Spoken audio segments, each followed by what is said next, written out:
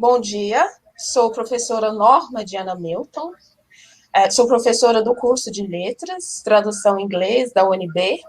Primeiramente, bem-vindos e bem-vindas, né, a essa semana. Ministro 3 palestras ao lado das professoras Adelaide Paula e Luciene Pereira sobre o tema A Interface de Raça, Gênero, Língua e Poder, desnaturalizando o racismo e o machismo da cultura contemporânea. Em diferentes países do mundo, como no Brasil, o índice de opressão da população feminina negra continua agudo e tem se perpetuado no isolamento atual. Isto se evidencia com a descoberta cada vez mais de casos de violência contra mulheres e crianças em geral, e, sobretudo, contra o feminino negro. Na sequência de palestras programadas por nós, buscamos contribuir para a visibilidade das formas de opressão contra o feminino negro, né, dentro das práticas discursivas e sociais, nos microcosmos de poder, né? E dessa forma buscamos contribuir para a conscientização sobre a urgência, né, da transformação social em relação às nossas percepções e ações referentes ao feminino. Né? Destaca o poder da linguagem, por meio da qual construímos sentidos sobre as nossas realidades e por meio da qual somos produzidas e produzidos. Né?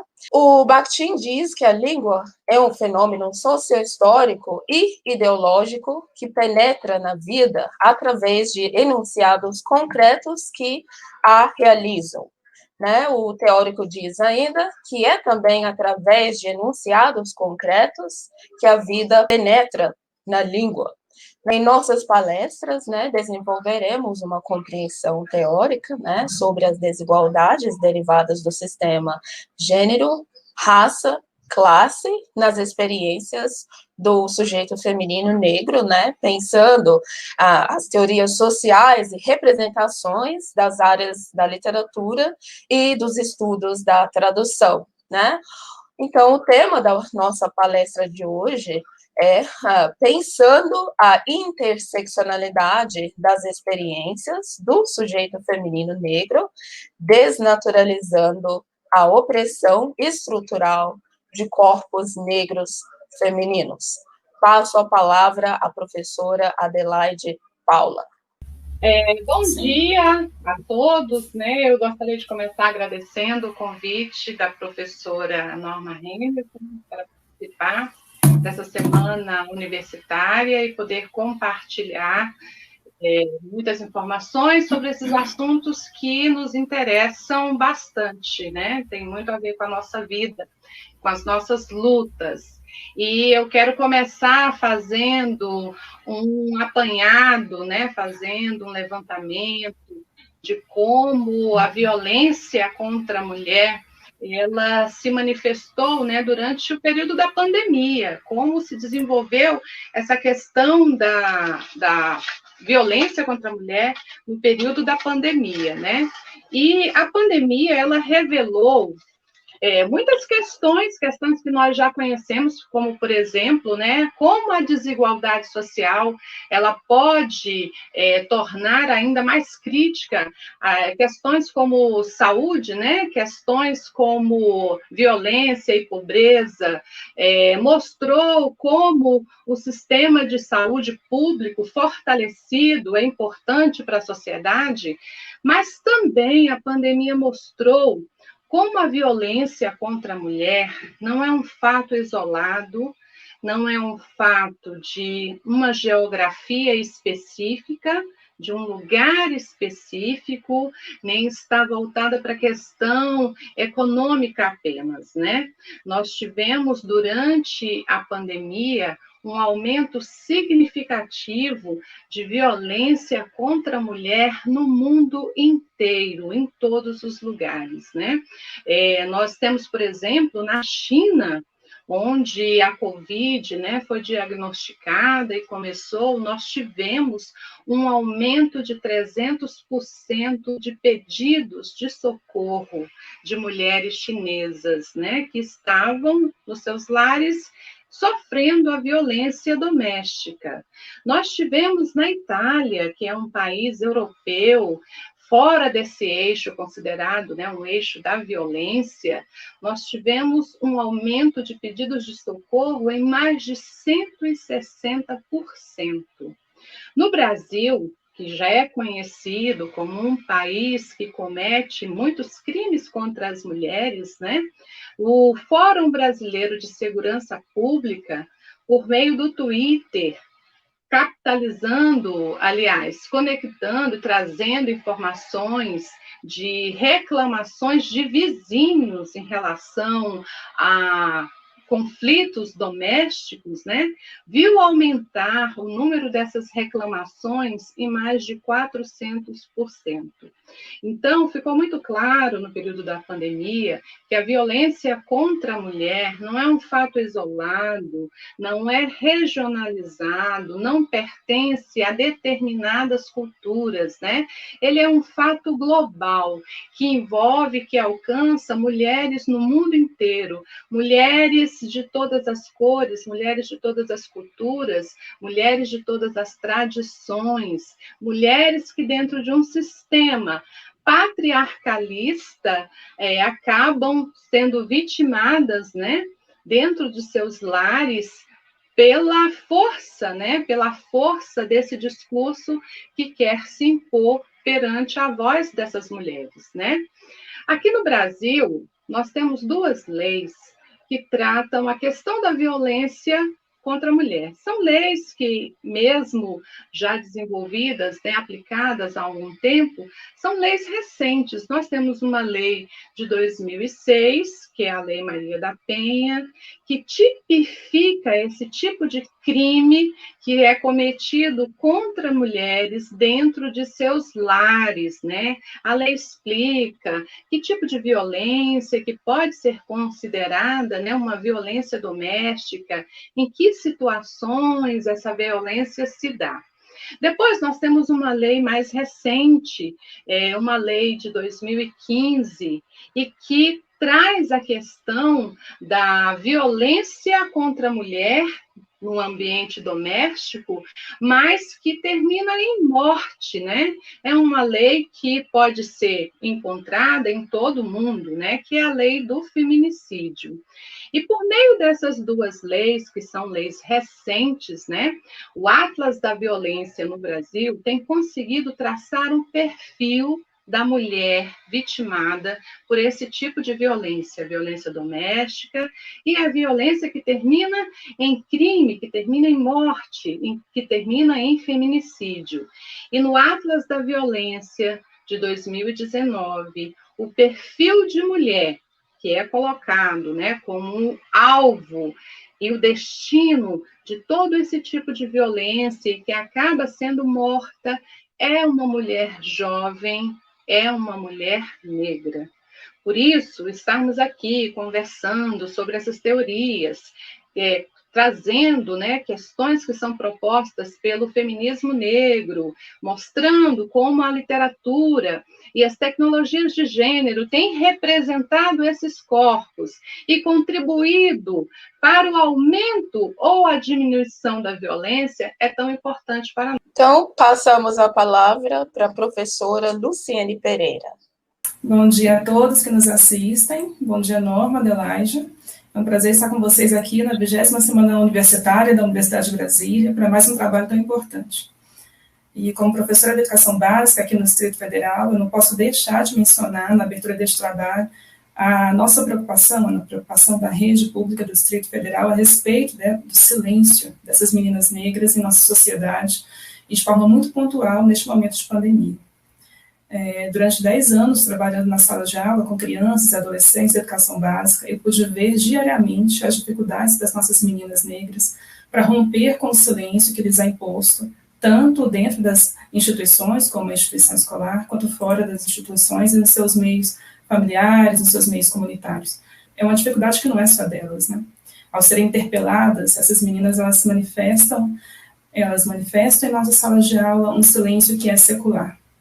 É o silêncio da mulher negra, do povo negro, que foi historicamente alijado do poder da fala, da contestação e da reivindicação dos seus direitos. E isso é uma evidência, né, deste dado tão alarmante dessa pesquisa feita pelo Fórum Brasileiro de Segurança Pública, publicado no Anuário Brasileiro de Segurança Pública do ano de 2019, de que as meninas negras, elas correspondem a mais de 50% das vítimas de estupro frente a outras etnias. Um outro dado muito grave neste sentido, né, também foi revelado pelo Ministério da Justiça em 2013, de que apenas 7,5% dos casos de violência sexual em nosso país são denunciados.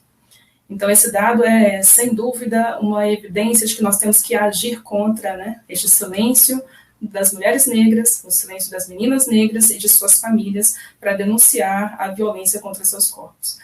Então, eu quero chamar a atenção, né, para como este silêncio está certamente impactando o número de subnotificações de violência dessa natureza, agora neste momento de pandemia, em que o isolamento social ele torna-se um fator de silenciamento maior ainda, uma vez que vários fatores acontecem, né? As meninas não estão nas aulas presenciais, a escola é, sem dúvida, uma das formas principais por meio das quais as crianças e adolescentes que sofrem este tipo de violência têm para denunciá-la. Grande parte das denúncias são feitas pelas unidades escolares, e neste momento isso se torna praticamente inviável, haja vista que a escola terá ainda mais dificuldade para acessar essa criança, essa adolescente, colher, né, relatos de abusos. Então, essas meninas que antes já tinham muitas dificuldades para acessar os canais de comunicação com órgãos responsáveis, né, agora elas têm mais dificuldade ainda, porque também elas estão próximas aos seus agressores, né? Afinal, na imensa maioria dos casos, a violência sexual, neste caso com crianças, o autor do crime é um parente, é um amigo da vítima, é um vizinho, né, da família. A pandemia, nesse sentido, nos dá mais evidências deste sentido, né, desse silêncio secular enfrentado por essas meninas, por suas famílias, um silêncio que se materializa na subnotificação de denúncias aos órgãos competentes, e que se revela também, né, neste dado de que 75% das mulheres assassinadas em nosso país, neste primeiro semestre de 2020, são mulheres negras. Crianças, adolescentes, mulheres negras são hoje algumas das principais vítimas de violência em nosso país, e sobre isso a gente precisa desenvolver políticas públicas que sejam capazes de ampará-los em suas dores, para que tenham vida e que tenham vida digna.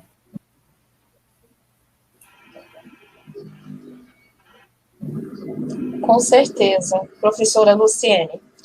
Então, nessa parte da palestra, gostaríamos de trazer algumas teorias sociais, né, pelas intelectuais negras, em busca da denúncia das diferentes formas de violência contra o feminino negro. Então, pensando a opressão estrutural dos corpos femininos negros, gostaria de desenvolver um breve panorama, né, para entendermos o contexto histórico do instrumento da violência, né, e pensando o contexto internacional, né, inglês e estadunidense, né, por serem contextos nos quais há os primeiros registros, né, da mobilização feminina coletiva. Então, assim como outros grupos europeus, os ingleses colonizaram diferentes regiões, né? A historiografia nos apresenta um contexto europeu dos séculos XV e XVI muito violento. No caso da Inglaterra, né, o reinado da família Tudor usou a violência como forma de reforçar uma estratificação social rígida, né? Os lordes ou senhores brancos no topo da estrutura abusavam fisicamente os homens brancos abaixo deles, né? O reinado nomeava homens brancos da classe média alta como overseers ou justices of the peace, que seriam supervisores, né? Então a gente tem a origem, né, de um grupo que é colocado, que é dado o poder para vigiar e punir os corpos. Então, as famílias camponesas brancas sofreram profundamente, né, as mãos do senhorio, e pensando a questão da violência e gênero, tanto nas famílias camponesas, quanto nas famílias do senhorio, as mulheres brancas sofreram profundamente às mãos dos homens. Em muitos casos, elas se tornaram um bode expiatório. E no século XVI, na Inglaterra, foram implementadas leis que incentivaram os homens a usar violência física contra suas esposas, né? Somente foi proibido matá-las, né?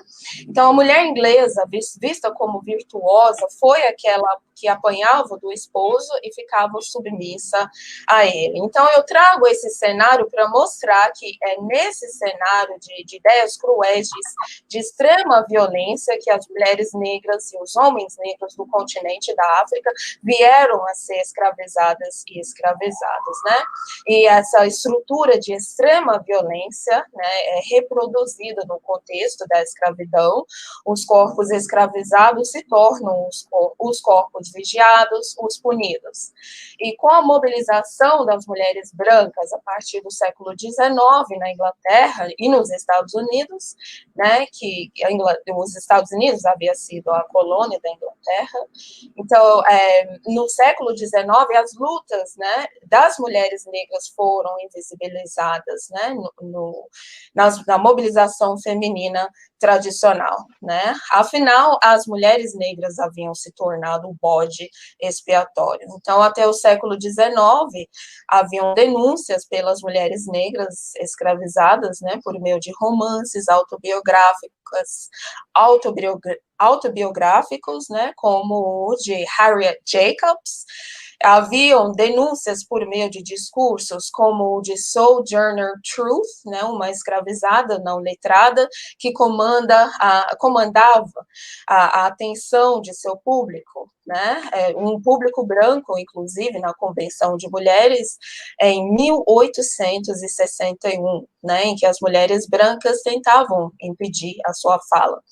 Então, ainda no século XIX, há mulheres negras como Lucy Delaney e Anna Julia Cooper, que denunciaram em suas publicações as diferentes formas de violência que sofreram, né? Do século XX, temos nomes como de intelectuais negras como Ida B. Wells, Zora Neale Hurston, entre outros nomes, né, que registraram a opressão e a resiliência das mulheres negras, né? Então, esse panorama histórico é importante para entendermos como vai surgir o movimento negro, né, nos anos 70, mas antes de chegar lá, com o surgimento do movimento de direitos civis, e o movimento de libertação das mulheres nas décadas de 50 e de 60, né, respectivamente, as vozes negras ainda, as vozes das intelectuais negras, né, ainda enfrentavam uma invisibilidade, né,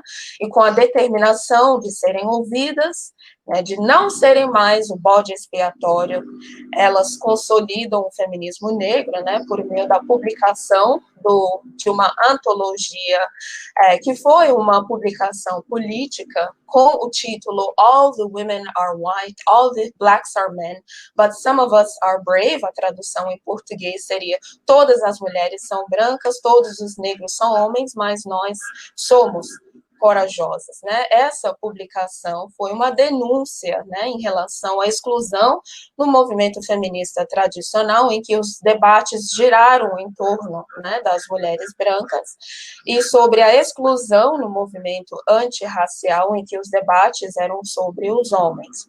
Então, a gente vai ver que, a partir dos anos 70, dentre as teorizações das intelectuais negras, né, elas buscam construir ou ter uma compreensão das formas pelas quais as mulheres negras são injustamente oprimidas na sociedade, né?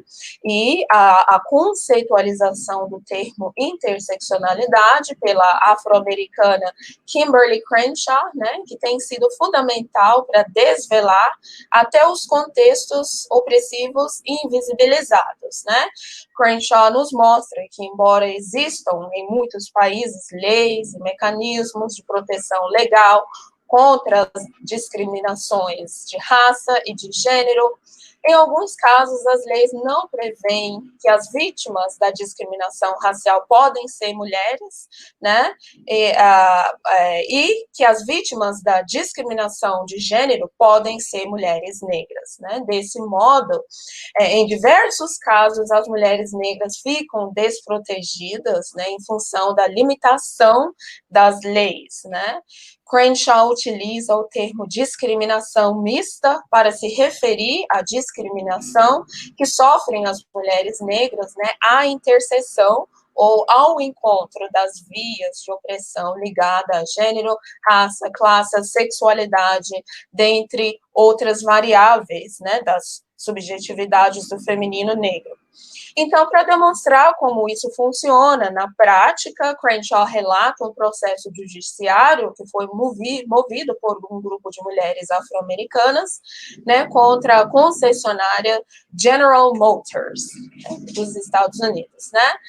Então, as mulheres negras perderam o processo, né, na época, pois na visão do tribunal, né, não houve discriminação de raça, porque pessoas negras foram contratadas pela concessionária, e não houve discriminação de gênero, né, dado que as mulheres foram contratadas.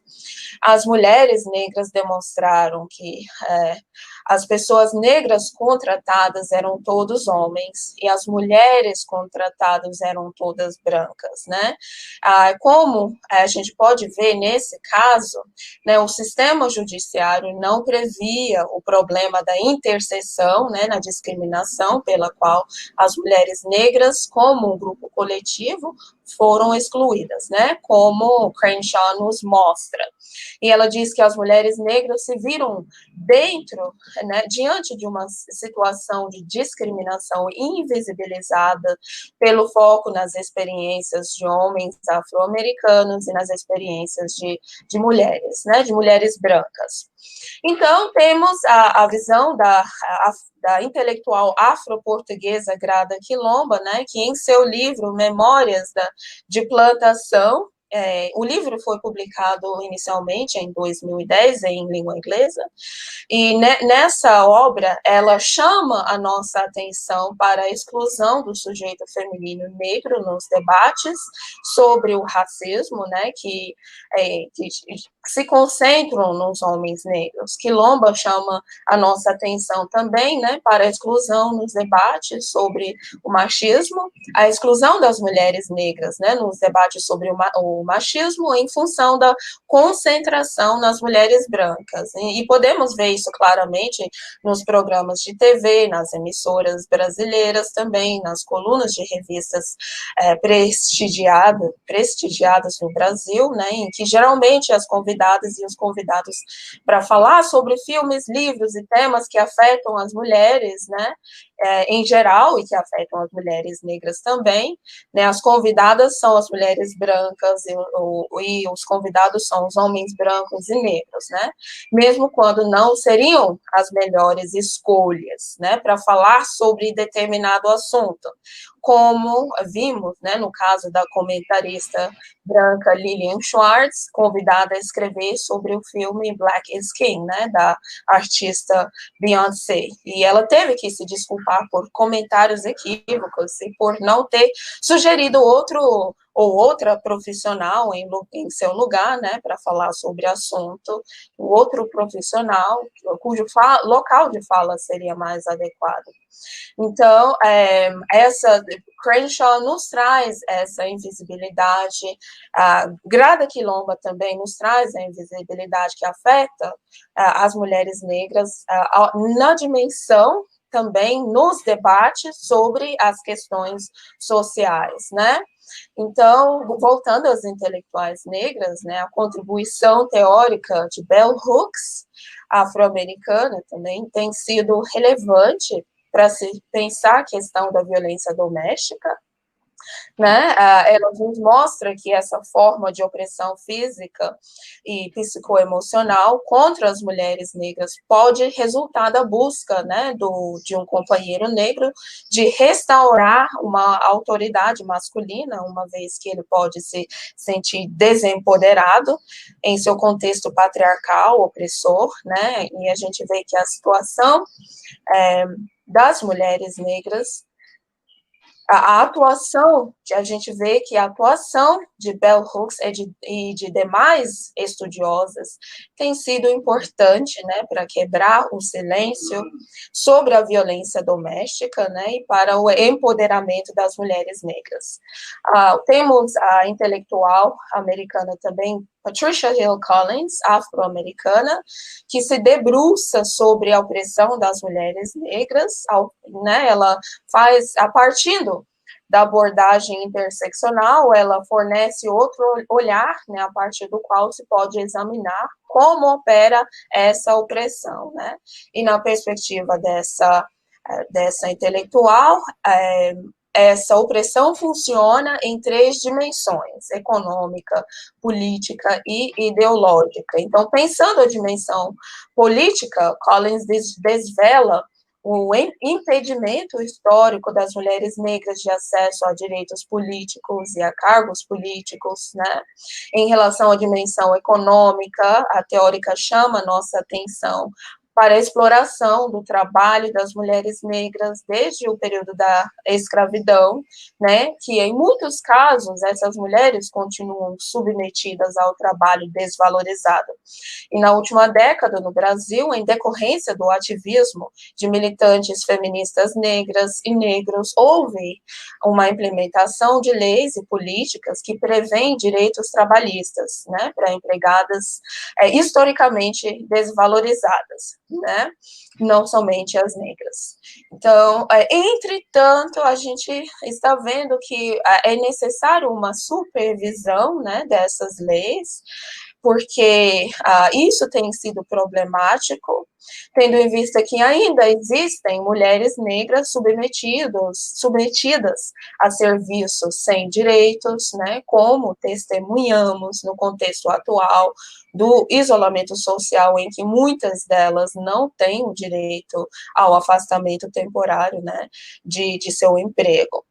Né, a terceira, voltando ao pensamento de Patricia Hill Collins, a terceira dimensão de opressão que ela menciona, né, seria a ideológica, a qual está relacionada ao uso de imagens manipuladoras para buscar uma inferiorização das mulheres negras, né, por meio da estereotipagem. Né? Nossa estrutura social é permeada de ideologias culturais racistas e machistas hegemônicas, que são reproduzidas como se fossem naturais. Então, Collins denuncia a reprodução de imagens estereotipadas de mulheres negras, que tem sido central na opressão delas, né, também. Tem sido esses estereótipos têm sido utilizados como forma de justificar práticas sociais preconceituosas e de exclusão, né? Então, como Collins nos diz, tomada em conjunto, né, essas dimensões de opressão econômica, política e ideológica funcionam como um sistema altamente eficaz de controle, né, social, que é projetado para reforçar a subordinação do sujeito feminino negro. E em meio a toda a invisibilidade, a exclusão, as mulheres negras têm conseguido tomar o protagonismo, né, nas produções, construindo uma tradição intelectual, uma tradição literária, né? Elas conseguiram conquistar o seu espaço. Então, passo a palavra para a professora Adelaide. É maravilhosa essa fala, realmente nós percebemos aí, né, um movimento das mulheres negras de saírem, né, desse lugar de assujeitamento. E eu gostaria, acho oportuno nós pensarmos como é que esse lugar foi construído, né? Nós vamos ter um homem que é um homem provavelmente eurocêntrico, né? Se construindo num lugar de centralidade, né? Ele vai se colocar no lugar de centralidade. Ele vai se colocar no lugar do eu, ele vai se colocar no lugar do sujeito.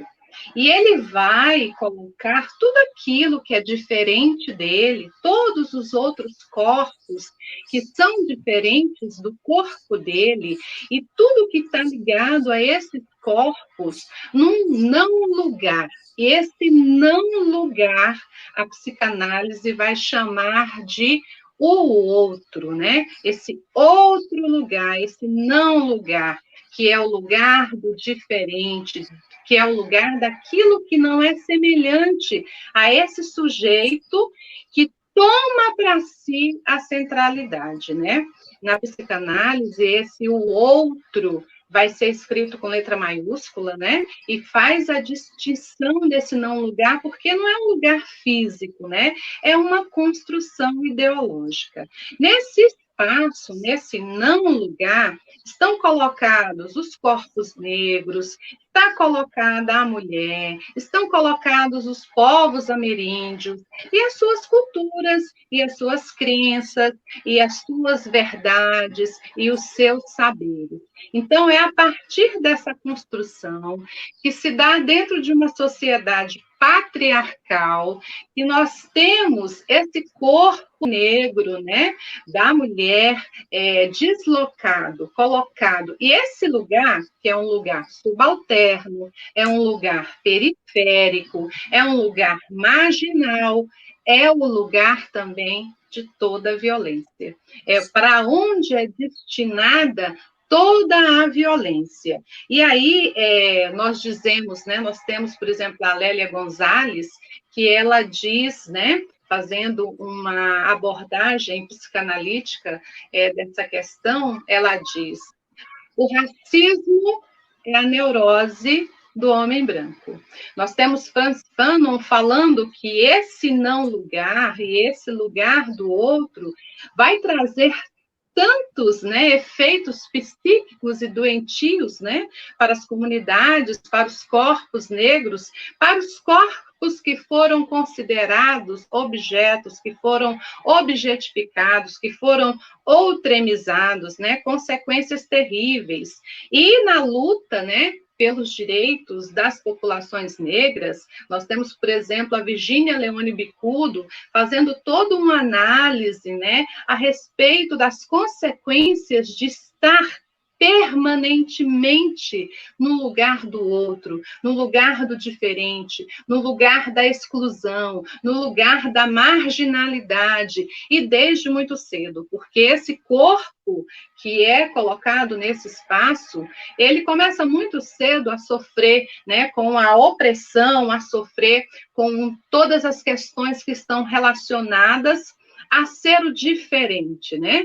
E quando este homem que se coloca nesse contexto patriarcal, no centro, e ele estabelece esse espaço de exclusão para todos esses corpos, não apenas o corpo negro, ele estabelece uma relação que é patológica, né? É doentia com esses corpos. Esses corpos, do ponto de vista deste homem, é preciso que ele tem sobre esses corpos aversão, ele tem desprezo, ele tem repulsa sobre esses corpos. E isso vai criar vai ser resumido por uma palavra, né, que nós conhecemos muito bem, uma palavra que tem origem em duas palavras gregas, né, a misoginia. É o que vai explicar lá atrás o que nós comentamos, porque a mulher, a pandemia mostrou que a mulher é a maior vítima de todas as violências, né, foi a maior vítima de todas as violências durante a pandemia, porque o sentimento de misoginia, que expressa o sentimento de repulsa, o sentimento de desprezo, o sentimento de ódio às mulheres, está na raiz de como esses corpos são colocados dentro da sociedade, né? A palavra misoginia, ela tem origem em duas palavras gregas, emisio, que significa ódio, né? E gine, que é a raiz da palavra vagina e que representa a mulher. Então, esse ódio à mulher, por a mulher ser esse lugar da diferença, ele vai percorrer historicamente a nossa história, né? E vai pegar na pirâmide de opressão, ele vai atingir o diferente, mais frágil nessa pirâmide, que no caso é a mulher negra. A mulher negra que é atravessada, que é colocada como um outro, mas ela não é o mesmo outro, por exemplo, que a mulher branca, né? Se nós pensarmos na pirâmide, numa pirâmide de poder e numa pirâmide de opressão, nós vamos ter no topo esse homem eurocêntrico, que se coloca como eu, como princípio, como centro de tudo. Abaixo dele nós vamos ter a mulher, nós não teremos o homem negro, porque o homem negro também está nesse espaço, nesse não lugar. Esse homem negro não tem o mesmo poder que o homem branco, então, nessa pirâmide, abaixo do homem branco, nós temos a mulher branca, abaixo da mulher branca, nós temos o homem negro, e na base dessa pirâmide de opressão, nós temos a mulher negra. Né? Essa base de opressão e a compreensão desse lugar da mulher, desse lugar de fala da mulher, desse lugar de legitimidade, desse lugar social, é que vai nascer, a partir daí, um pensamento de um feminismo que deveria ser diferenciado, porque essa mulher, a mulher negra, além de ser atravessada pela questão de gênero, e ser outro por ser mulher, ela também é atravessada pela questão de raça, ela também é outremizada por ser uma mulher negra, né? E aí nós vamos lembrar das lutas sociais. Enquanto as mulheres brancas estão pediram, né? Queriam ir ao mercado de trabalho, a mulher negra sempre esteve no mercado de trabalho. A mulher negra, a força da mulher negra sempre esteve presente na produção de bens e de consumos na história desse país, né? Enquanto a mulher branca, por exemplo, ela reivindica o espaço público, né? Ela quer deixar a casa, o cuidado com os filhos, para penetrar no espaço público, ter direito a assinar as suas publicações, a mulher negra já frequenta o espaço público. Obviamente, não é um espaço de poder, é um espaço subalterno, mas ela já circula pelas cidades, né? Ela já resolve as suas questões, as questões dos seus, né, do senhor, da casa, da sinhazinha.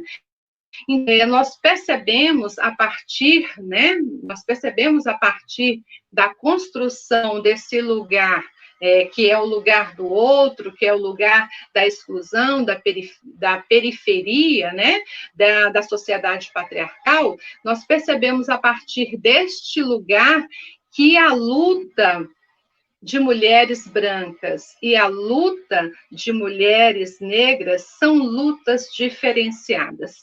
Há pontos em comum? Sim, há pontos em comum, mas há pontos muito diferenciados, né?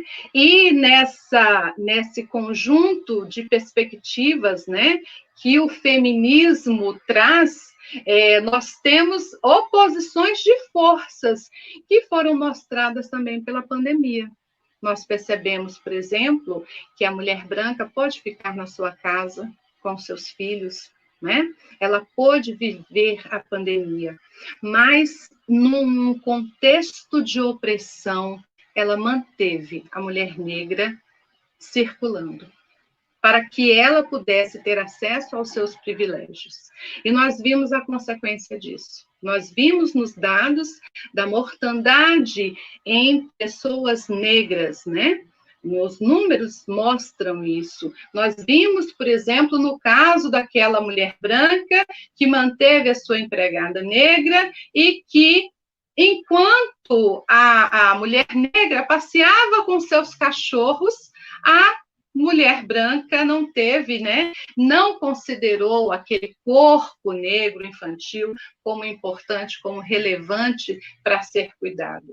Então, é a partir dessa interface entre raça e gênero que nós vamos ter definidos perspectivas e pautas diferenciadas, né, para homens e para mulheres.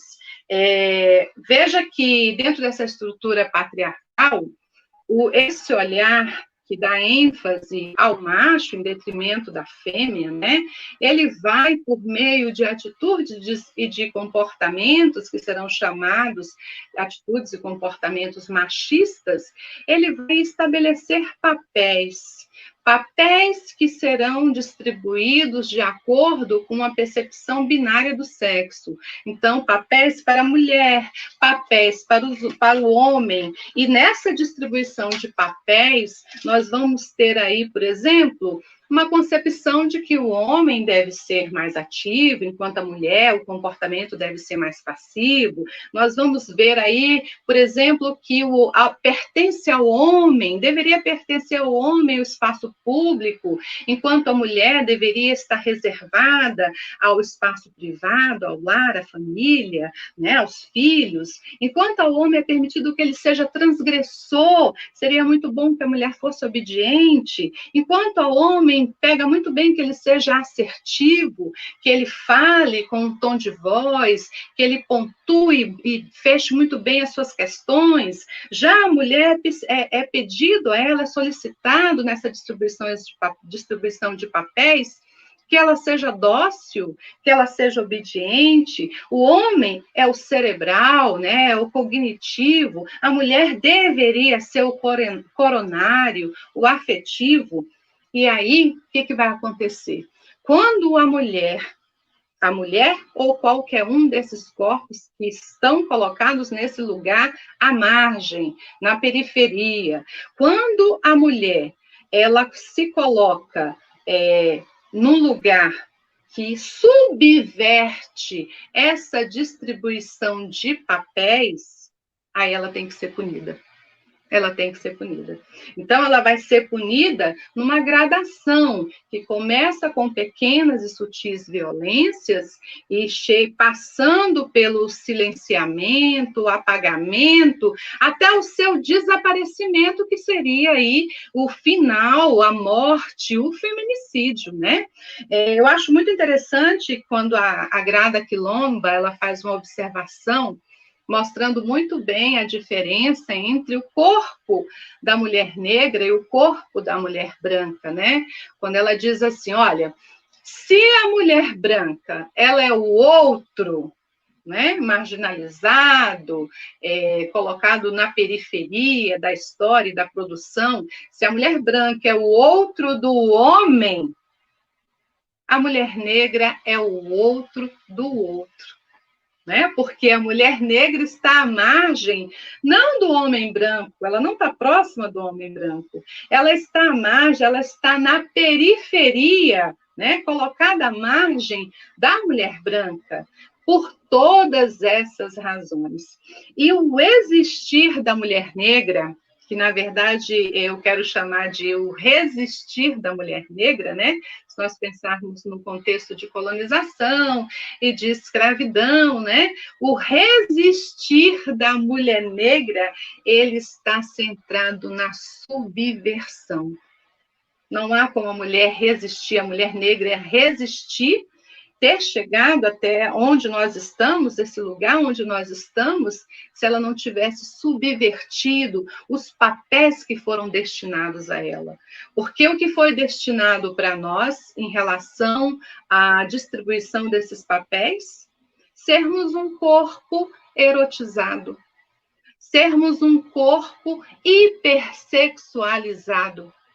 Se nós não tivéssemos, ao longo da história, subvertido esses papéis, nós não estaríamos aqui como nós estamos produzindo conhecimento, né? Então, a subversão desses papéis vai levar a um contexto de punição. Esse corpo, como Foucault diz, precisa ser vigiado, ele precisa ser punido. E ele vai ser vigiado e punido de diversas maneiras, de violência, a violência da palavra, a violência física, a violência sexual.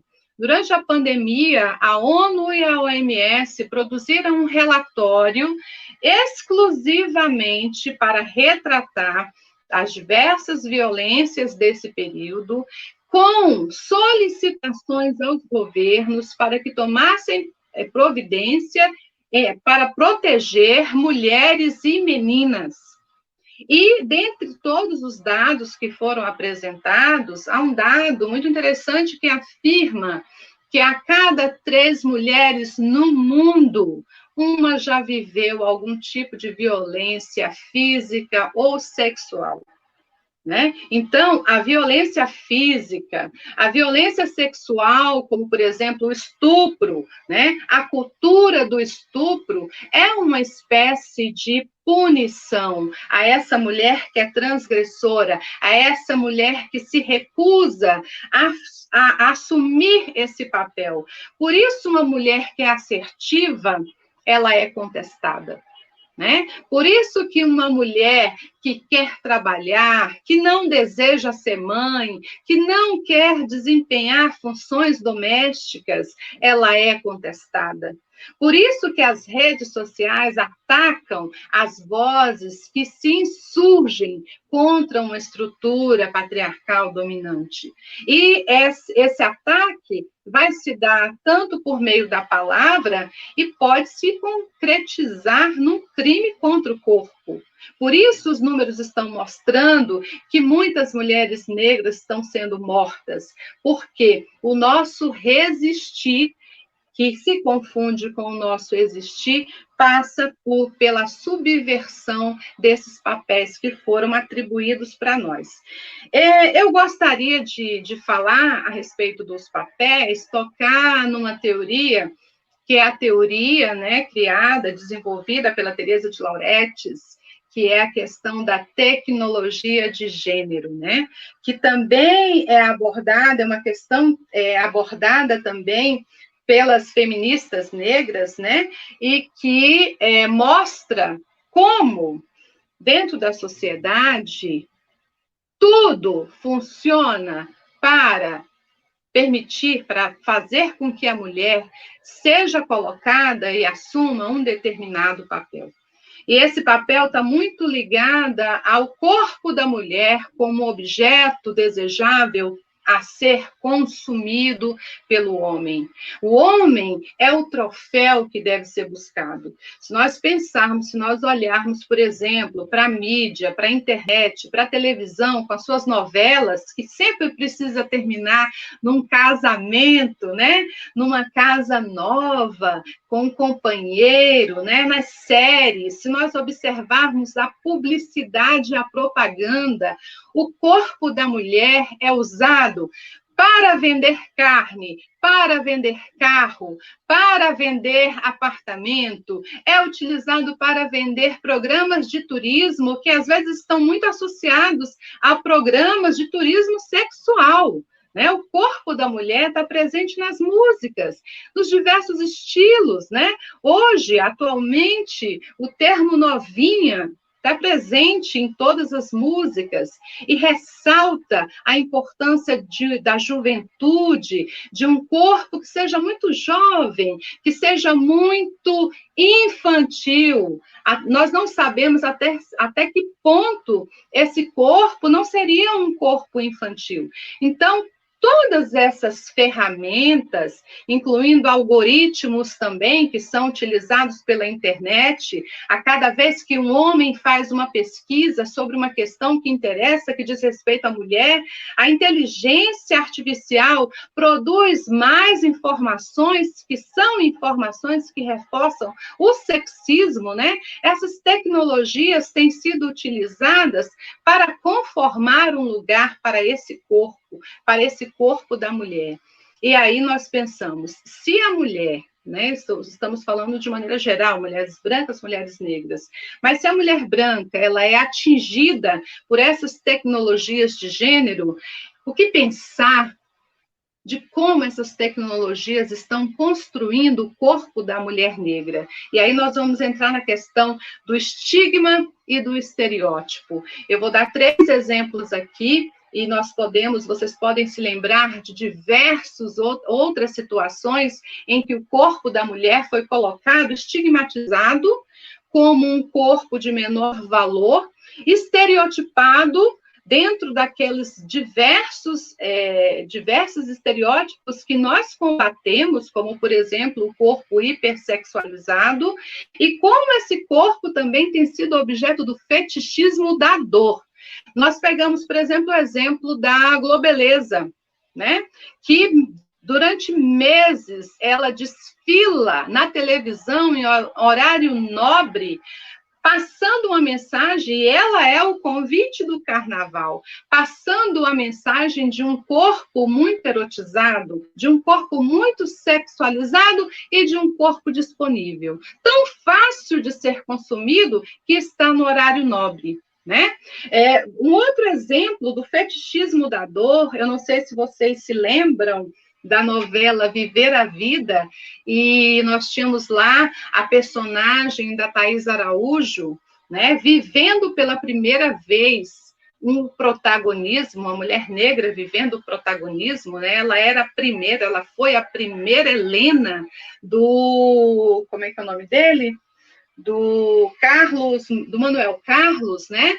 E ela estava estreando nesse papel aí de protagonista negra, Helena, e a cena que deu mais ibope e que reproduz esse fetichismo da dor é uma cena de subserviência. A cena em que ela se ajoelha e pede perdão à personagem da Lília Cabral, que representa uma mulher europeia, né? Uma mulher branca, de olhos claros. Ela pede perdão por algo que ela não cometeu, e qual é a resposta da personagem da Lília Cabral? A Lília Cabral, a personagem, esbofeteia o rosto da personagem da Thaís Araújo, ajoelhada. Esse é o fetichismo da dor, que a tecnologia de gênero, televisão, novela, seriado, de tempos em tempos vem trazendo como se fosse uma mensagem subliminar, hoje é muito explícita, de qual é o seu lugar. Qual é o seu lugar, mulher negra, dentro dessa sociedade? E aquela cena foi tão forte, não só porque representa esse fetichismo, mas porque ela aconteceu no dia 20 de novembro, no Dia da Consciência Negra. Então, essas tecnologias, elas trabalham, eu acho que é importante a gente prestar atenção nisso, elas trabalham formatando esses espaços, né? Redistribuindo esses papéis. E esse movimento que parece tão sutil, o que uma publicidade poderia fazer na constituição da minha subjetividade, da subjetividade das crianças, isso pode muito. O terceiro exemplo que eu quero dar é o exemplo do que aconteceu com o colunista Jaguar e o músico, né? Wilson Simonal. Wilson Simonal, na década de 70, de 80, ele foi, 60, 70, ele foi o ícone da música, né? Ele foi um dos grandes nomes, ele alcançou patamares de sucesso incríveis. E o Jaguar correu um boato de que o Wilson Simonal teria sido um dedo duro da ditadura. Essa mensagem foi amplamente divulgada pelo cartunista Jaguar, né? E em entrevista, o Jaguar diz como ele se sentia orgulhoso por ter destruído a carreira do Wilson Simonal. Então, a partir de uma insinuação que não foi comprovada, o Jaguar, um cartunista de uma revista muito famosa, que era o Pasquim, ele foi um instrumento fortíssimo, né, racista e fortíssimo, para transformar o que seria hoje uma fake news numa verdade, e isso destruiu a carreira do Wilson Simonal. Então, nós temos que prestar atenção à questão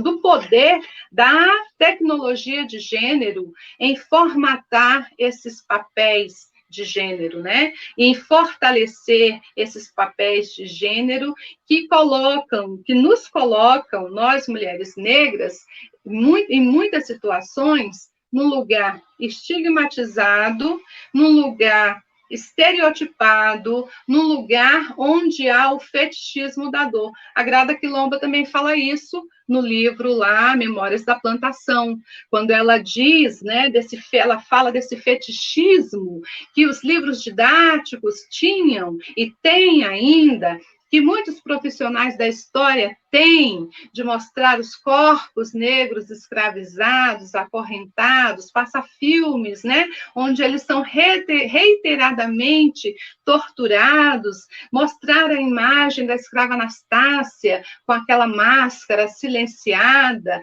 num fetichismo da dor e de uma forma muito subliminar, querendo dizer, né, essas vozes que você está reivindicando, você não tem direito a ela. Você não tem direito a esse lugar que você está querendo se colocar, né? Esse lugar possui um dono, esse lugar possui um protagonista, né? Esse lugar possui um sujeito. E aí, o Foucault, ele fala sobre isso, né? Hoje nós discutimos lugar de fala, e o Foucault já falava sobre isso, sobre a indignidade de falar pelo outro, mas que é uma indignidade que muitos corpos brancos ainda querem, né? Querem o direito de falar pelos corpos que foram colocados nesse não lugar, que foram colocados nesse lugar do outro. Obrigada. Maravilhoso, Adelaide. Excelente contribuição.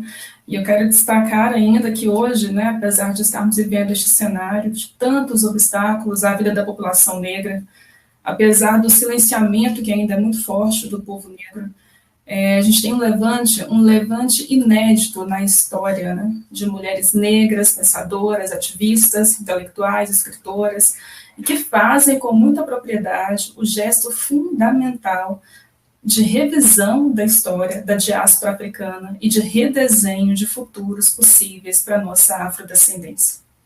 A afrodiáspora nunca foi tão analisada do ponto de vista de mulheres negras. E esse levante de vozes, ele é inédito e nós devemos celebrá-lo. E é nesse sentido, né, é muito importante destacar que a literatura ocupa um lugar que é muito privilegiado, que é o lugar da restituição da subjetividade que foi sequestrada dos povos afrodiaspóricos. O conhecimento poético da afrodiáspora é o legado mais bonito que a literatura pode nos proporcionar.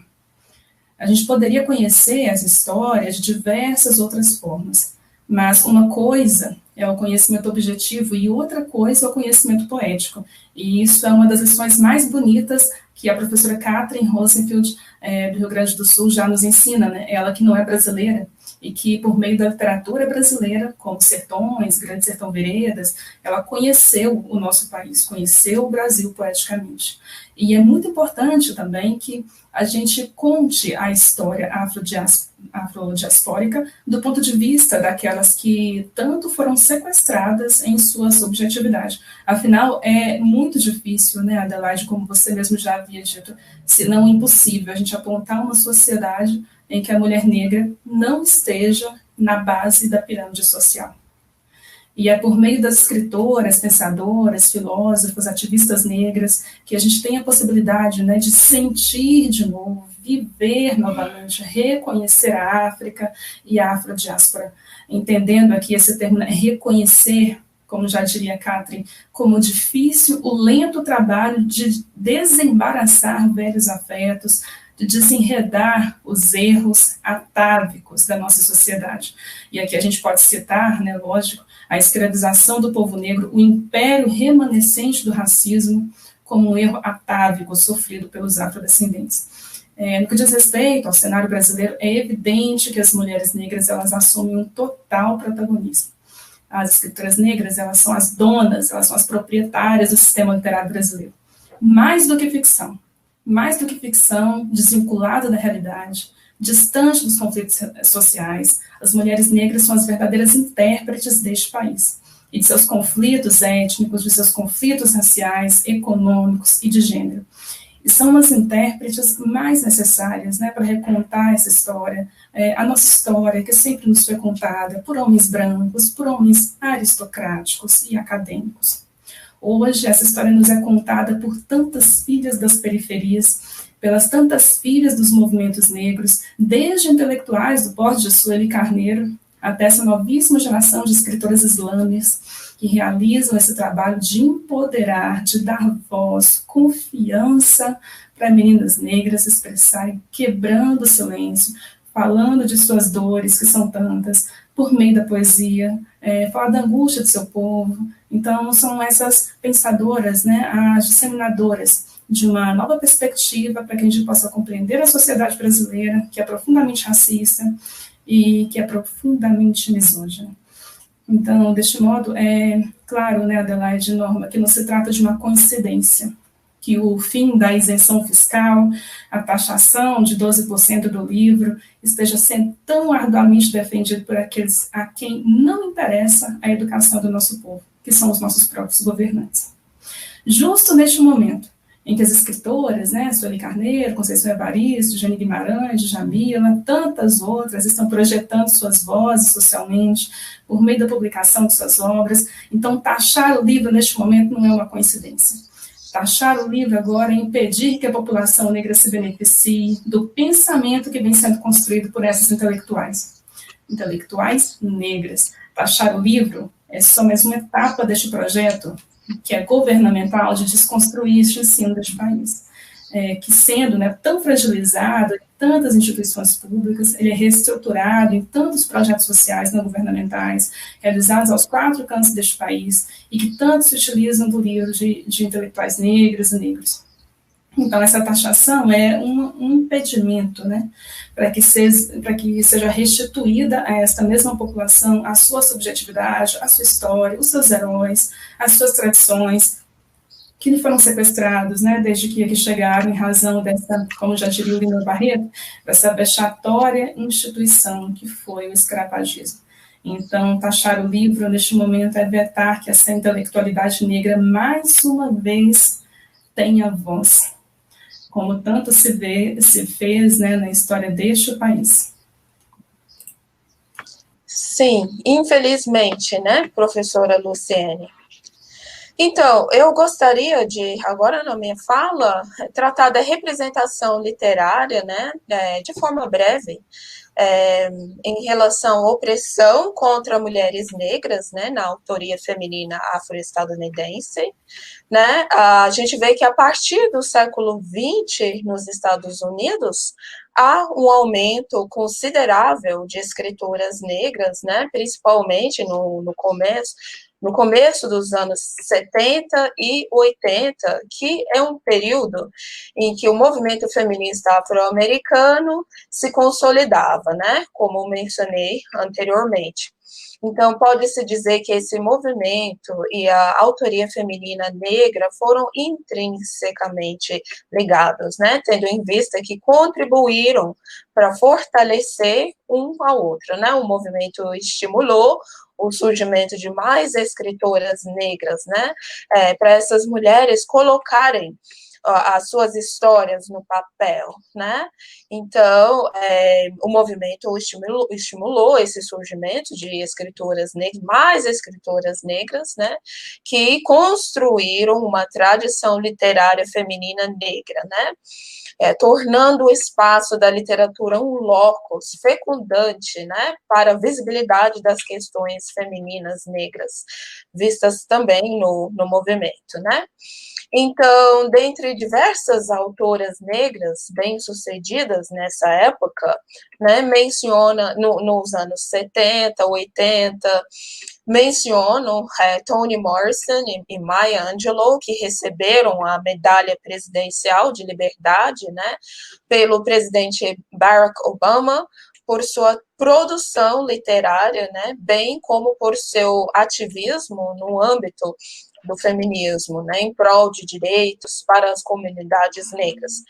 Morrison é ganhadora do Prêmio Nobel de Literatura também, né, e seus romances publicados em 70, O Olho Mais Azul, entre vários outros livros, né, eu gostaria de mencionar também o romance de Maya Angelou, Eu Sei Porque o Pássaro Canta na Gaiola, que foi publicado também nos anos 70, como esses romances representam uma iniciativa corajosa, né, de denúncia da natureza racista, da violência, né, que sofre a população negra dos Estados Unidos e, sobretudo, a natureza interseccional, machista e racista, né, da violência que sofrem as mulheres negras nessa sociedade.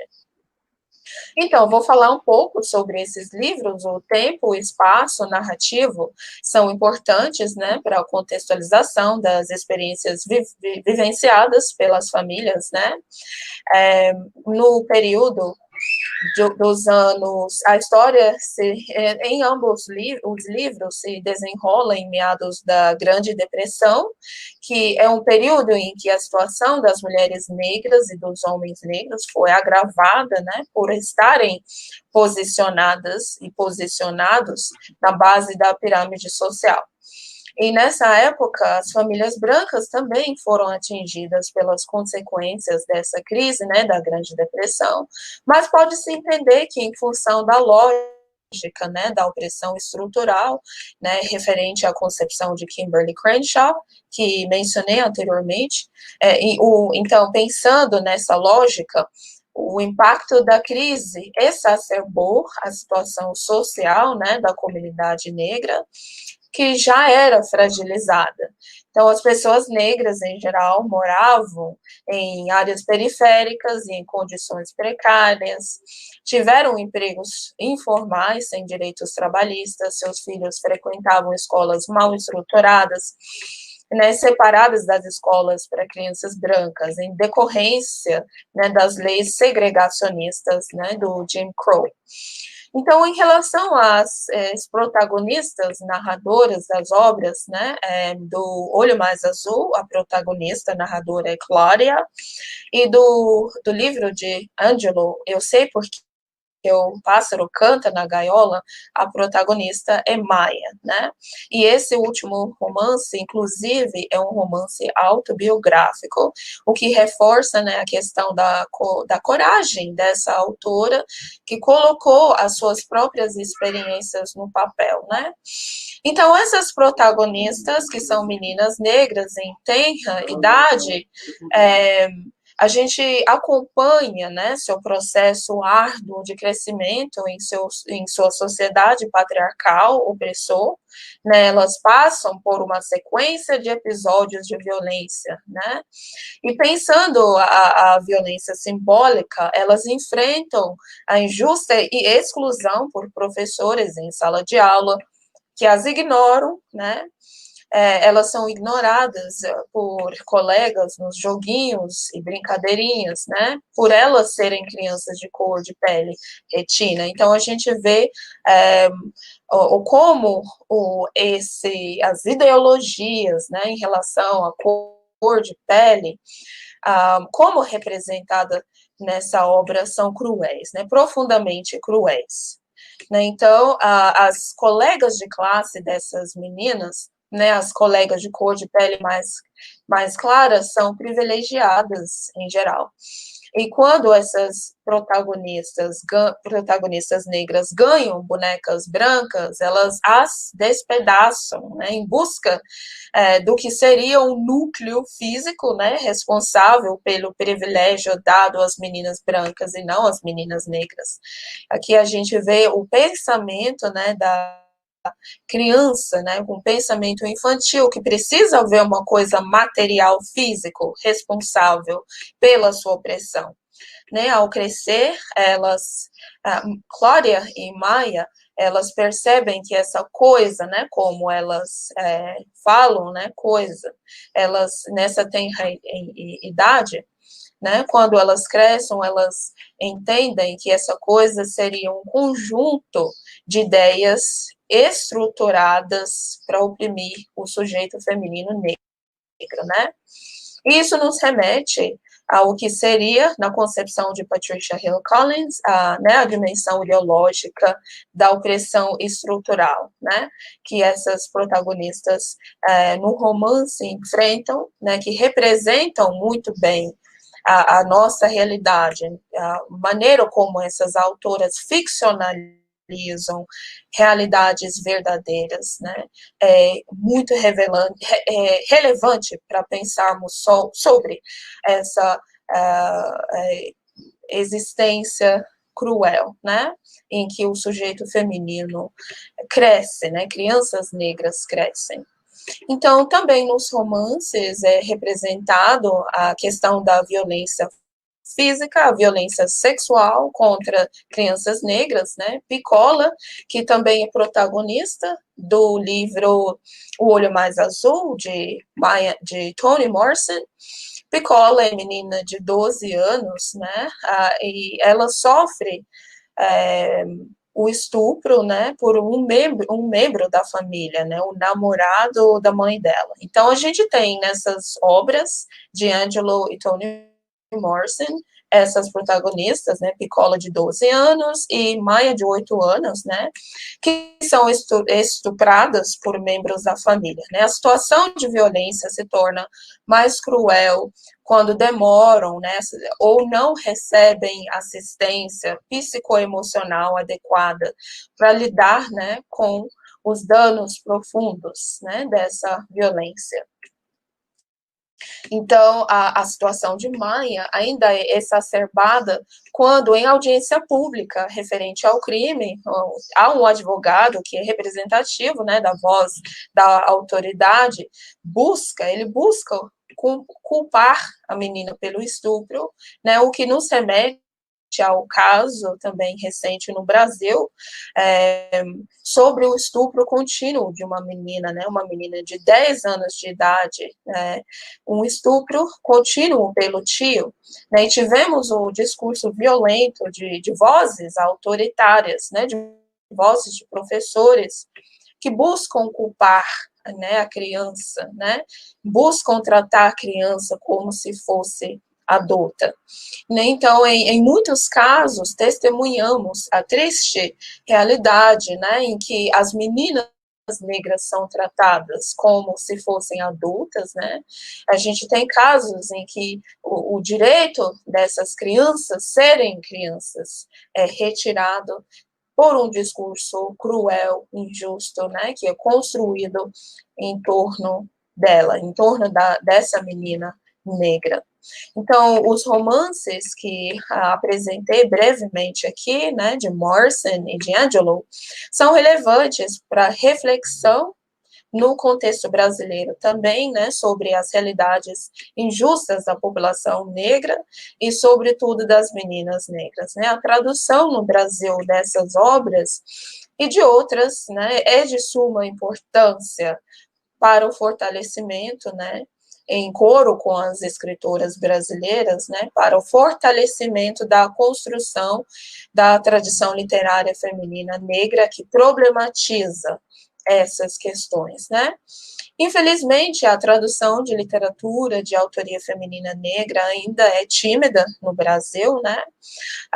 Pesquisadores brasileiros como Cibele Araújo, né, e outros denunciam a negligência geral da voz feminina negra na visibilidade de produções culturais em tradução, né, e ressaltam que a escolha da obra, né, a ser traduzida pode equilibrar o leque de representações femininas, né? E dessa forma restituir à mulher negra o direito de se reconhecer positivamente na literatura e nos produtos culturais que ela consome, né? Como sabemos, a população brasileira se compõe de mais de 54% de pessoas negras, e a gente sabe que as mulheres, em geral, compõem maior parte da população. Então, nada mais justo, né, do que ter uma representatividade adequada das mulheres, né, nas produções culturais, né, e nas produções literárias traduzidas, né. Então, vamos passar a palavra para a professora Luciene e, na sequência, voltamos à professora Adelaide. Ok. Sim, pertinentes observações, professora Norma. É muito importante que a gente pense a afrodescendência a partir das nossas escritoras, mas também das escritoras oriundas de outros sistemas literários, como outros sistemas literários das Américas, né? Eu quero destacar a respeito disso a importância da escritora Conceição Evaristo no sistema literário brasileiro contemporâneo. Evaristo, que tem assumido múltiplas funções em nossa intelectualidade, além de escritora premiada com o prestigioso Prêmio Jabuti pela coletânea Olhos d'Água. Ela é doutora em letras pela Federal Fluminense, pesquisadora, articulista, crítica de literatura. É professora aposentada da Prefeitura do Rio de Janeiro, tendo ministrado aulas durante toda a sua vida para crianças e adolescentes. Quando Conceição Evaristo escreve, na centralidade dos seus escritos está a escrevivência.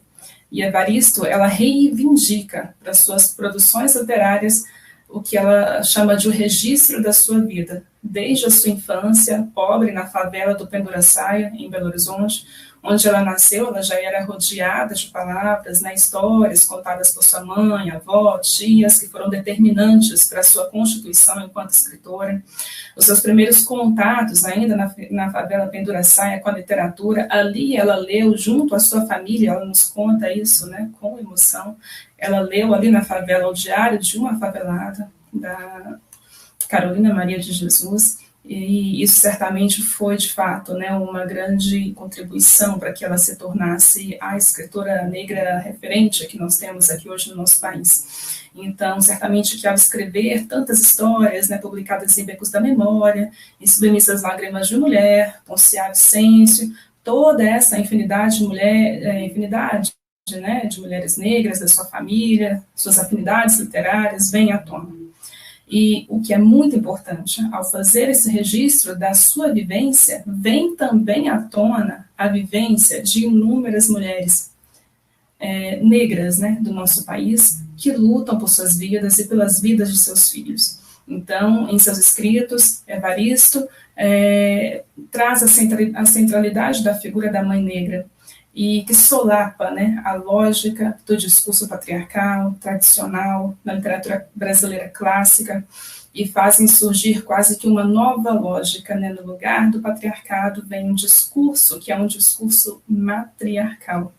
Então, a imagem da mãe negra, ela funciona como uma chave interpretativa, né, da escritura dos contos, né, do romance de Evaristo, como se ela estivesse reunindo, né, no seio das Iabás todos os seus filhos, as suas filhas dispersas pelo domínio do patriarcado. E esse é um trabalho muito importante, né? Afinal, com o desdobramento, né, como esse desdobramento do período escravocrata, a gente tem hoje quase 60%, né, da população declarada negra. 63% de casas chefiadas por mulheres negras, com filhos de até 14 anos da idade e sobrevivendo com menos de $5 por dia. Então, o que dá aproximadamente R$400, né, mensais, convivendo com a falta de saneamento, a precariedade de ofertas de serviços básicos, contrastando, né, com a proporção desses 39% de lares chefiados por mulheres brancas com filhos. Então, tudo isso em uma sociedade que já está muito empobrecida, né? Com 25% da população vivendo abaixo da linha da pobreza.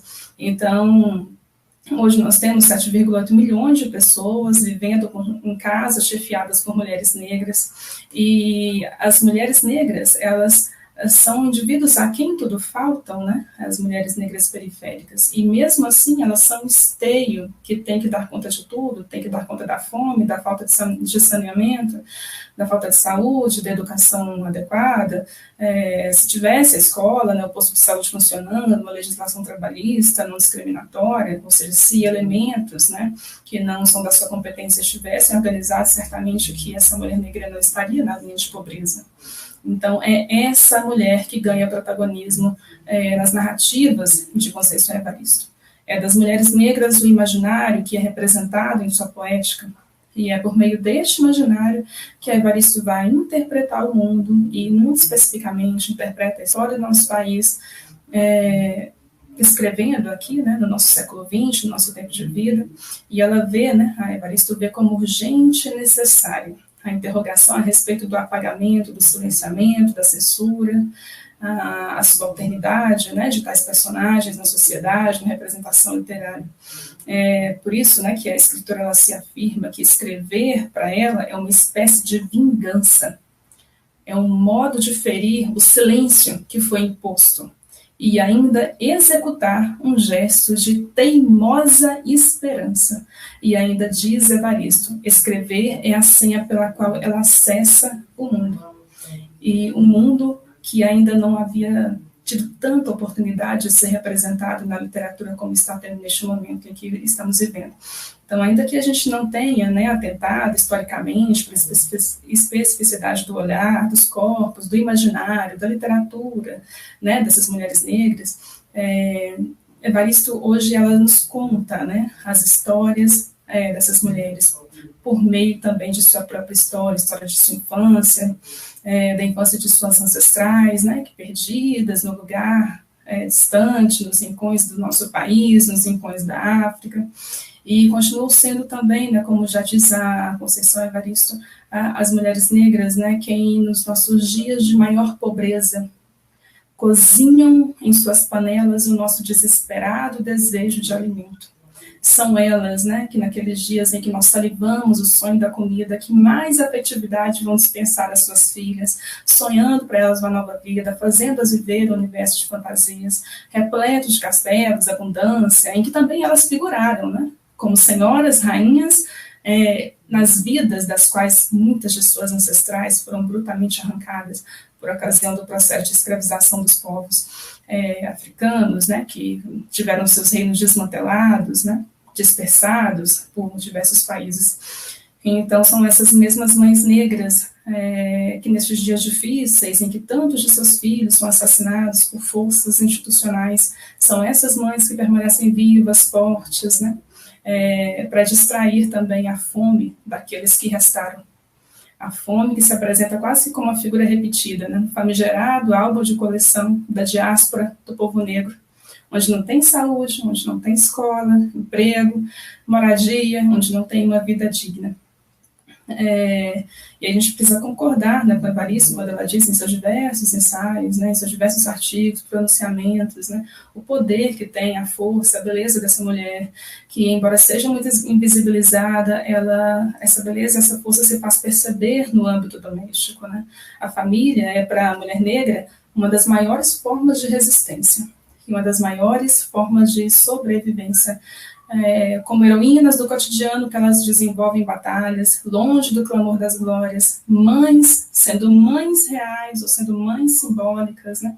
Foram elas que muitas vezes sozinhas se tornaram as grandes responsáveis, não só pela subsistência do grupo, do seu grupo familiar, né? Mas também pela manutenção da sua memória cultural no interior deste grupo. Então, é muito curioso, né, observar que a obra de Conceição Evaristo ela adquire tanto na escrita ficcional quanto na escrita literária essa universalidade que é muito cara, né, às obras da inteligência. Suas palavras, elas ressoam, né, fazem-se compreender em diversos outros países. E antes mesmo de ser conhecida no Brasil, Evaristo já tinha sido traduzida, né, para as línguas inglesas, francesas, e agora, recentemente, Becos da Memória foi publicado na língua árabe.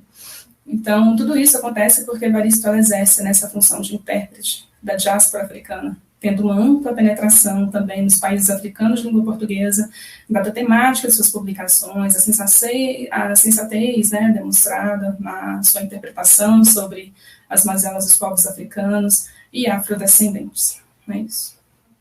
Eu gostaria de começar minha fala com uma pergunta que é o título do livro da Gayatri Spivak.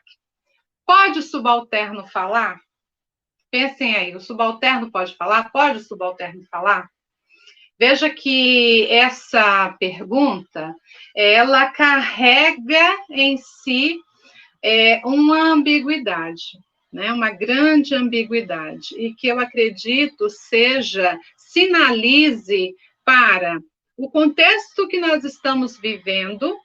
Se nós pensarmos, por exemplo, no que foi dito pela professora Luciene em relação à produção do livro, à taxação do livro, e como, nesse cenário, né, mulheres negras têm produzido seus livros, a sua intelectualidade, têm publicado, né, as suas narrativas, nesse processo de escrevivências, né, que a Conceição Evaristo ela propõe, né?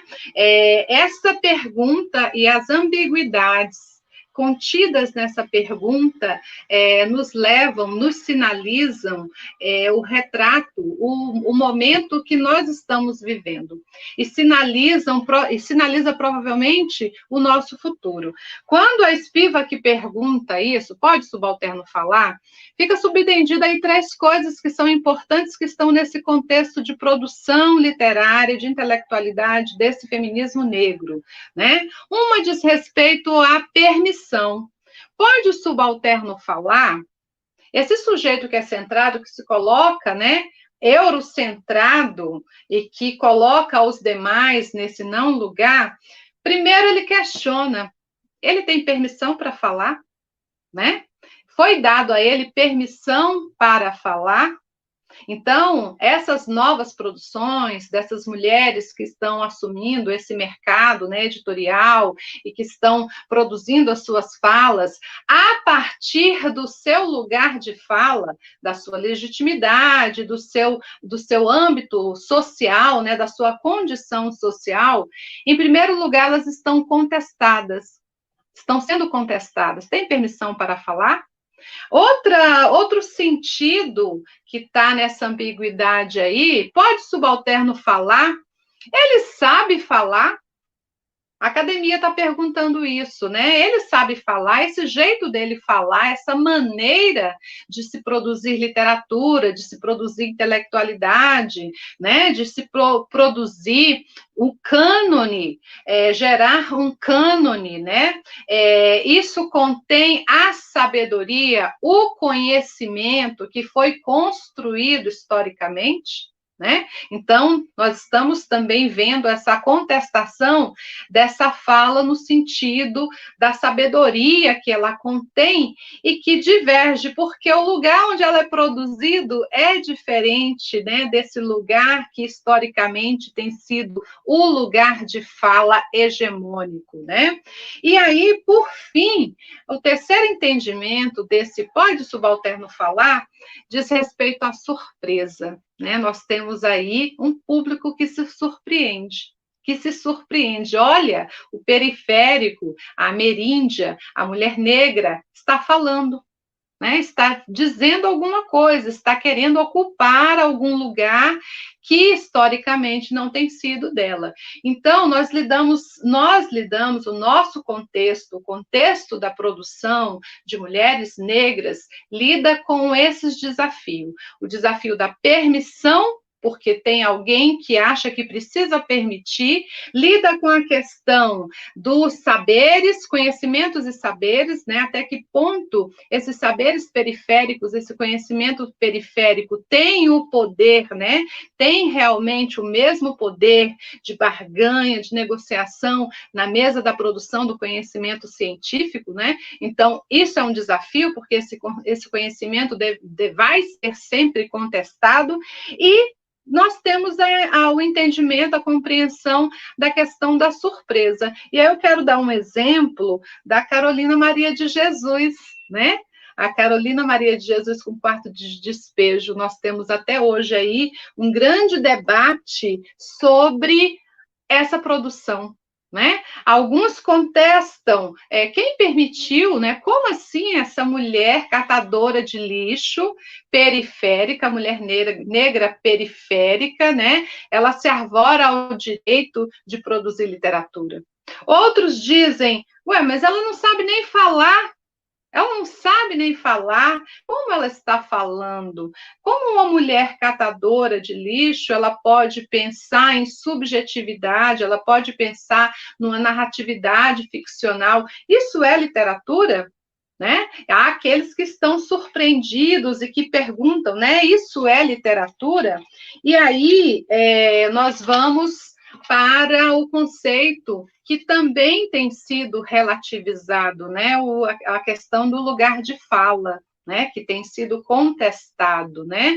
Muitas pessoas querendo entender ou distorcendo essa ideia e achando que o lugar de fala seria o lugar de silenciamento, quando, na verdade, o lugar de fala diz respeito ao lugar de legitimidade, né? Nós prestarmos atenção sobre o lugar de enunciação, de onde sai esse discurso, porque é bem diferente, por isso o feminismo, ele assume essa vertente do feminismo negro, né? É muito diferente eu falar dessa questão de isolamento do ponto de vista de uma mulher negra periférica que precisou e precisa sair para trabalhar, o lugar de fala de uma mulher branca que tem todas as condições de se manter, né, em quarentena, recebendo tendo todos os privilégios aí à mão. Então, esse lugar onde é produzido o enunciamento, né, a enunciação, é fundamental para fazer entender esse discurso, para entender por que esse discurso é feito de tal maneira. E aí eu trago também uma fala da Conceição Evaristo, que ela diz, né, ela mais ou menos que sinaliza por que caminhos nós devemos seguir, né? Nós que queremos produzir literatura, que queremos produzir intelectualidade, né?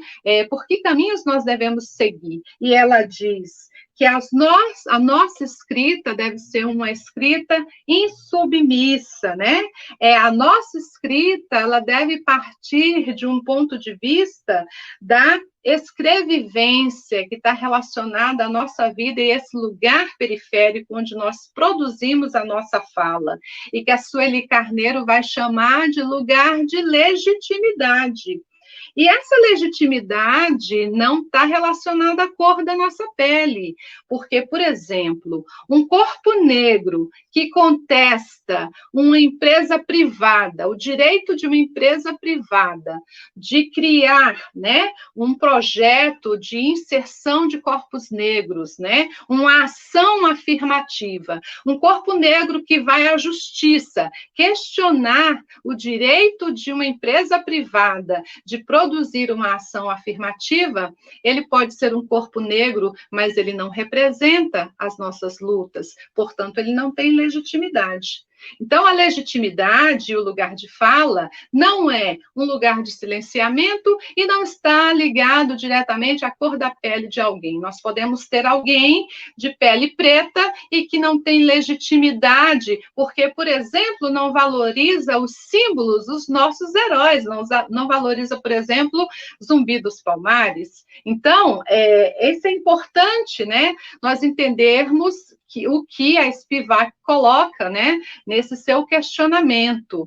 A bandeira como o lugar de fala tem sido banalizado e relativizado, acontece no momento em que a Djamila Ribeiro colocou como nome do seu livro, né, o lugar de fala. Mas nós sabemos que esse conceito é um conceito que foi tratado por Foucault, é um conceito que foi explorado por Bourdieu, é um conceito que foi explorado pela Judith Butler, né? Então, é um conceito que não é um conceito criado pelo feminismo negro, mas que a ousadia de colocar esse conceito como título de uma capa de um livro produzido por um movimento, né, de intelectuais negras, parece o que a pergunta da Spivak, né, propõe. Quem permitiu? Né? Quem permite que esta proposição seja trazida, né, dessa forma para os nossos dias? A Conceição Evaristo também diz o seguinte: escrevivência, o que é a escrevivência? E para que serve a escrevivência? Não é para adormecer os da casa grande. A escrevivência é sim para incomodá-los em seus sonhos injustos. Então, esses novos textos, esses novos autores, né, que aparecem nesse cenário em que a produção de mulheres negras, né, tem tomado o protagonismo, essa produção possui essa característica de ser transgressora, porque é uma forma de resistência, essa característica de trazer a experiência desse corpo, das dores desse corpo, e de incomodar, e de ser incômodo. Eu quero citar aqui como referência duas autoras do nosso lugar, né? Duas autoras do Distrito Federal, a Cristiane Sobral e a Meimei Bastos, né? Que se encaixam perfeitamente nessa ideia proposta por Conceição Evaristo.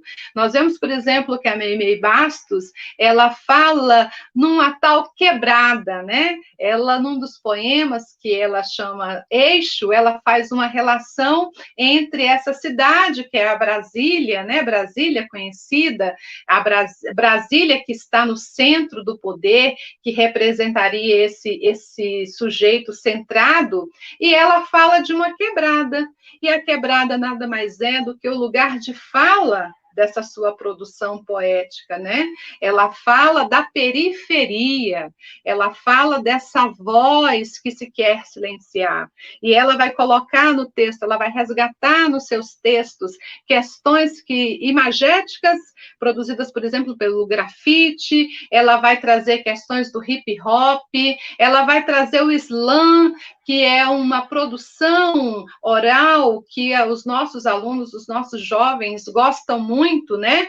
E desta maneira, falando deste lugar, ela produz uma poesia com legitimidade, né? Ela propõe com identidade, uma identidade que não é a identidade daquele que se quer ser centralizado, mas é a sabedoria, o conhecimento da periferia, né? E aí, a Cristiane Sobral, ela que é militante, que é atriz, que é mãe, que é professora, é múltipla, né, nas suas manifestações, nós percebemos esse traço também da escrevivência, o traço da resistência, né, que está marcada aí, que desafia os padrões estabelecidos em relação ao que é produzir poesia, o que é produzir arte, né, como ela mesmo diz, que ela pertence à guerrilha do afeto, né, e por meio da sua produção literária, ela reivindica esses afetos para os corpos negros que foram suprimidos e sequestrados da possibilidade de produzir afeto. E ela sinaliza, em um dos seus poemas, ela sinaliza o que seria essa poesia, o que nós podemos esperar, né, da produção literária e intelectual de mulheres negras. No poema que se chama Espere o Inesperado, ela diz: sou pássaro preto, Estendo as minhas asas, coloco fogo na dor. Espalho cinzas pelo meu corpo, forjo uma pele nova a cada momento, jogo as cinzas ao vento e vou a ressuscitar diante de qualquer tempestade, mais forte, mais célebre, mais vivo. Espere o inesperado. Então, nesse poema, ela traduz bem o que é, a nossa meta. Qual é a nossa meta, né? O que se deve esperar da produção intelectual, filosófica, acadêmica, literária de mulheres negras? Espere o inesperado.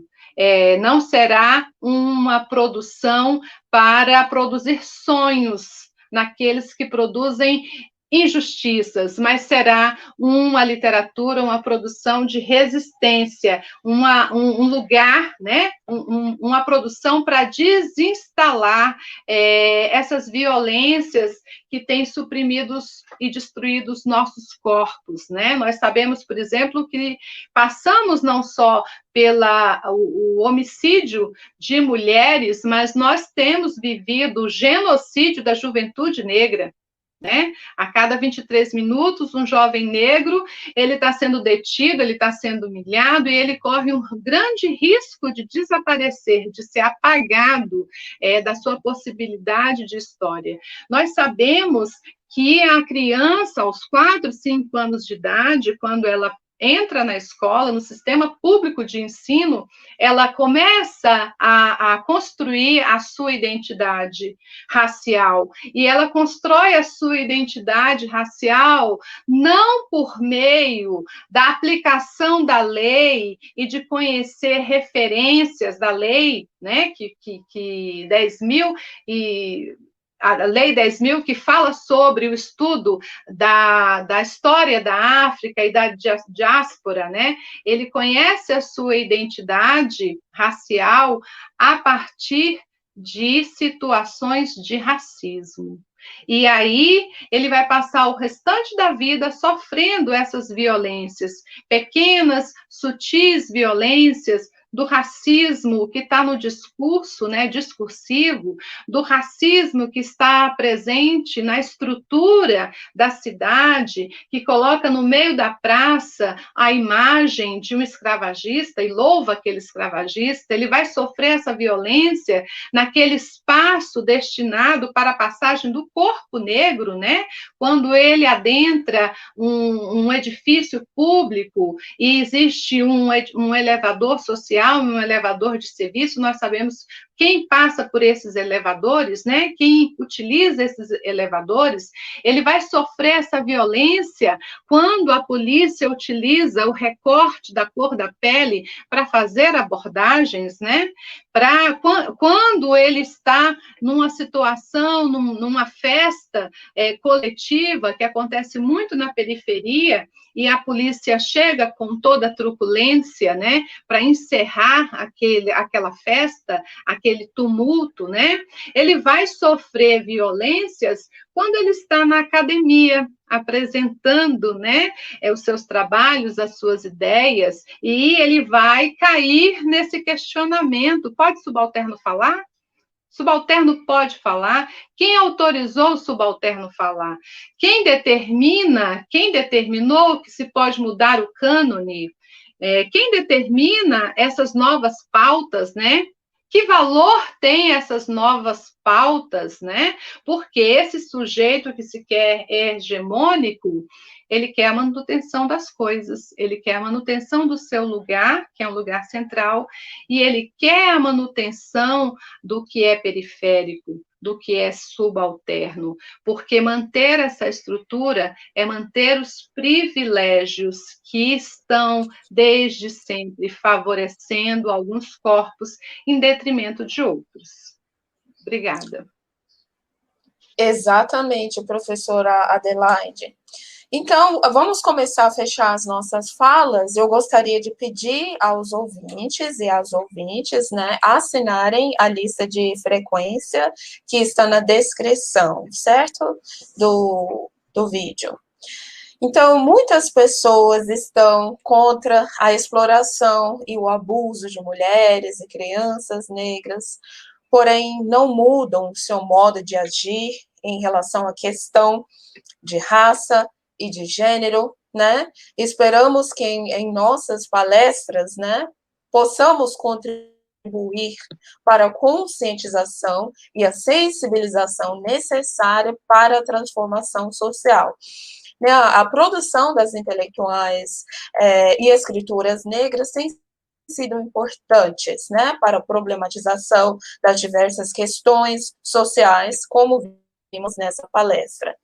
E reiteramos o protagonismo internacional também delas em projetos como o Black Lives Matter e o Say Her Name, diga o nome dela, né, por Kimberly Crenshaw, dentre outras intelectuais, escritoras e mulheres guerreiras fortes, mulheres negras, né, mulheres trans, que estão lutando também, né?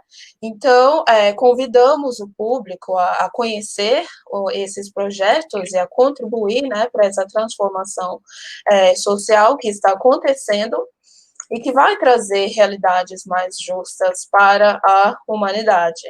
Então, em nossa próxima palestra, que está programada para quarta-feira, nesse mesmo horário, estaremos debatendo outras questões importantes, como o racismo, o lugar da mulher negra, trans, travesti na sociedade.